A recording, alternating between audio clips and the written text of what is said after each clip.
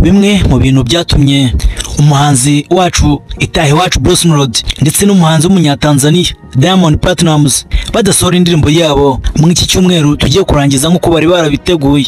Sobanukirwa kandi umenye, mwibutsa gukora subscribe kuri Dr Singa TV kugira ngo ujye ubona update z'ibiganiro bigiye bitandukanye dukunze gushyira hanze. Kora subscribe, kore kukazugira kugira ngo ujye uza mu bambere mu bakunzi ba Dr Singa TV.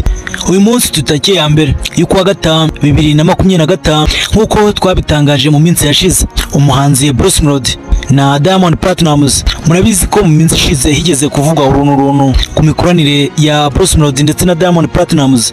Ni mu nkuru zavuzwe cyane mu iki gihugu cy'u Rwanda. Benshi cyane mu bafana b'uyu muhanzi Itahi wacu bagiye bamwandikira banamusaba ko yakorana indirimbo na Diamond Platnumz. Benshi cyane bagiye babyifuza nyuma y'uko Bruce Melody na The Ben bananiwe gukora indirimbo yabo ngo bashyire hanze, ariko kubera imikoranire mikeya hagati yabo biza gutuma umwe muri bo hatabirimo bitewe n'imyumvire ye. Gusa iminsi baye myinshi cyane, bamwe mu bakunzi bakurikirana Bruce Melody bari bategereje indirimbo yakomeje guhwihwisa kuri social media za mu gihugu cy'u Rwanda. Zavugaga ko Bruce Melody agiye gushyira hanze ari kumwe na Diamond Platnumz. Gusa byinshi cyane bitangaje n'ibyagiye byivanga mu mipango yose y'uyu muhanzi Bruce Melody, cyane ko hagiye hagaragaramo kidobya zigiye zitandukanye. Nk'uko mubizi, umuhanzi nyarwanda yagiye gusohora indirimbo yarayishoyeho amafaranga menshi cyane, bimajije kumenyekana ko abanza akayitwikira mu gihe gifata nk'icyumweru cyangwa se ibyumweru bibiri. Gusa nubwo Bruce Melody yabikoze ntabwo byigeze bimuhira habe na gato, cyane ko nk'uko mubizi hari saga zagiye zivangamo kuri social media za mu gihugu cy'u Rwanda, yaba Facebook, TikTok, Instagram ndetse na YouTube. Nyuma ko yarafashe umurongo wo gutwikira indirimbo ye. Iyo tuvuze gutwika benshi babisobanukirwa, ubundi gutwika no kumenyekanisha bimwe mu bikorwa byawe uba ugiye gushyira hanze kugira ngo nibiramuka bigiye hanze babandi bumvishije ibikorwa byawe bajye bahita bafata iya mbere kuba bajya kureba muri bya bikorwa wabagaragarije mbere y'uko ubishyira hanze. Gusa uyu muhanzi Bruce Melody ntago byigeze bimuhira habe na gato, bitewe na saga zahise ziza kuri social media za mu gihugu cy'u Rwanda. Ngira ngo nk'uko mubizi, hakimara kumvikanwa yuko Bruce Melody ari gukorana indirimbo na Diamond Platnumz, byamenyekanye mu minsi twari turi kwibuka abacu bazize jenoside yakorewe Abatutsi.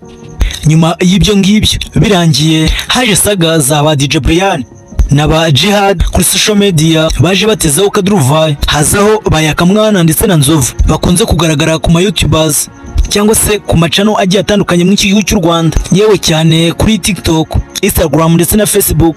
Ibi byose byagiye biba mu kuzimiriza cyangwa se mu kuyobya abantu kuba bakomeza gutekereza ku mishinga ya Bruce Melody. Nk'uko mubizi, nyuma y'ibyo ngibyo byose hahise haza urupfu rwa Papa Francis umaze iminsi yitabye Imana, cyane cyane kuri social media. Nk'uko abantu bose birukanyiraga kuri YouTube gukurikirana cyangwa se kumenya byinshi cyane byimitse kuri Papa Francis, ku by'ubuzima bwe ndetse n'amateka ye, yewe n'icyo yari yarazize mu gihe kitari cyakamenyekana. Izi saga zose zagiye zitambikira uyu muhanzi Bruce Melody. Gusa nk'uko ntako yari kubigenza, ahitamo gukomeza gutuza, yewe yirinda no kugira ikintu yatangaza kuri social media. Ngira ngo nk'uko mubizi, kuba yajya muri Tanzania yaje aje kwifatanya natwe mu kwibuka abacu bazize jenoside yakorewe Abatutsi. Nimuramuka mugiye kuri Instagram yiwe murasanga ariyo post aheruka gupostinga. Gusa nubwo hari saga zagiye zivanga mu mipango ye, ntigeze yigera acika imbaraga. Ndagira ngo musobanukirwe mwumve kino kintu. Hamwe mu magambo akomeje gukoreshwa kuri social media za mu gihugu cy'u Rwanda, byinshi cyane bikomeje kuvugwa muri laboratoire Bruce Melody yarasanzwe akoreramo imiziki ye nk'uko bisanzwe. Ngira ngo nk'uko mubizi, laboratoire yakoreragamo yahuragamo n'ibyamamare bigiye bitandukanye bisa nk'aho byubatse izina mu gihugu cy'u Rwanda, cyane nko muri showbiz nyarwanda. Umwe mu bashoramari ukomeje guteza impagarara kuri social media za mu gihugu cy'u Rwanda, Coach Gael, uri kuvugwaho umwuka utari mwiza muri label Bruce Melody asanzwe akoreramo imiziki yiwe. Gusa benshi cyane ntabwo bari kubyumva, bari kumva ko n'ubundi bisa nk'aho ari agatwiko k'indirimbo y'uyu muhanzi Itahi wacu Bruce Melody. Benshi cyane bari kwibaza ukuntu zino saga zose zagiye zivanga mu bintu bya Bruce Melody, ariko byamara kurangira ngo bakahita bapanga uburyo bwo gutwikira indirimbo ya Bruce Melody ndetse na Diamond Platnumz w'umunyatanzania. Abandi benshi batandukanye bagatekereza ko ibi bintu nubwo abantu batari kwifata nkaho ari ibyanyabyo, abandi bakabifata nkaho ari ibintu biri seriye. Gusa kugeza uyu munsi aba bombi bakomeje kudushyira mu rujijo Coach Gael akomeje kugaragara kuri social media nyarwanda avuga ko ari umwe mu ba mbere bashoye imari kuri Bruce Melody, cyane ko ubuhanga Bruce Melody afite cyangwa se iterambere Bruce Melody kugeza umunsi yagezeho byose ngari ukubera amaboko ya Coach Gael. Gusa nuko nubwo bino bintu bikomeje kugarukwaho kuri social media mu gihugu cy'u Rwanda, benshi cyane ntago bari kuyobwa cyangwa se ntibari kumva uburyo Coach Gael n'imyaka afite ndetse n'amashuri afite yewe n'amafaranga afite atakabaye ari gukina prank kuri social media. Gusa amakuru yarahari nuko Bruce Melody yaragiye gushyira hanze indirimbo ye na Bruce na Diamond Platnumz, gusa ntibyakunze bitewe n'ubwumvikane bwabo, cyane ko ngo Diamond Platnumz yasabye Bruce Melody mbere yuko iyi ndirimbo bayishyira hanze agomba kwishyuzwa miliyoni 10 z'amadolari kugira ngo ino ndirimbo abe yakemererwa kwishyira hanze. Gusa ibi byose nubwo biri kuvugwa muri label Bruce Melody asanzwe akoreramo imiziki ye ari ya Coach Gael, kandi amakuru akaba ari kuvuga yuko Bruce Melody ashobora kuba agiye gutandukana na Coach Gael. Ndagira ngo mwumve bino bintu, iyi ndirimbo bari gutwikira kugira ngo Bruce Melody ahure na Diamond Platnumz byaciye mu biganza bya Coach Gael kugira ngo yemererwe kuba bakorana indirimbo. Ikindi kandi amakuru ari kuvuga yuko amwe mu mafaranga Diamond Platnumz yatse Bruce Melody atigeze ava mu biganza bya Bruce Melody, ahubwo amafaranga yavuye kwa Coach Gael. Mutega amatwi mwumve bino bintu. Mu minsi 2 ishize ngira ngo mwabonye umujyanama wa Diamond Platnumz mu iki gihugu cy'u Rwanda, nawe asa nkaho yaje gutwikira indirimbo ya Bruce Melody ndetse na Diamond Platnumz. Umujyanama wa Diamond Platnumz yakunze kugaragara kuri kamera ari kuvuga yuko Coach Gael atakabaye ari kwicuza ku mafaranga yashoye kuri Bruce Melody. Anahamya yuko amwe mafaranga uyu mushoramari ureberera inyungu za Diamond Platnumz ku mafaranga yashoye kuri Diamond Platnumz ngo hagiye gushira imyaka 10 atarayagaruza, anashingiraho abwira Coach Gael atakabaye ari kurira yuko warika ku bihombo ngashobora kuba yarahuye nabyo kw'aba bahanzi nyarwanda. Ukibaza ni ukubera iki Coach Gael nk'umukire wa mbere ureberera inyungu za Bruce Melody yemeye kwinjira muri izi prank, avuga yuko ibintu bya entertainment ashobora kuba agiye kubivamo. Ukongera ugatekereza kubera iki umujyanama wa Diamond Platnumz yemeye kuva muri Tanzania akaza kuvuga ku bya Coach Gael. Byinshi cyane bikomeje gutangaza abantu.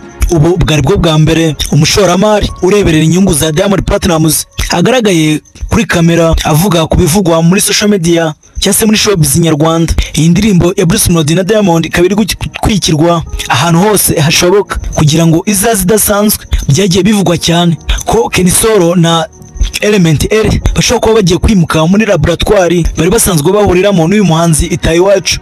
Gusa ibi byose bikaba ari prank.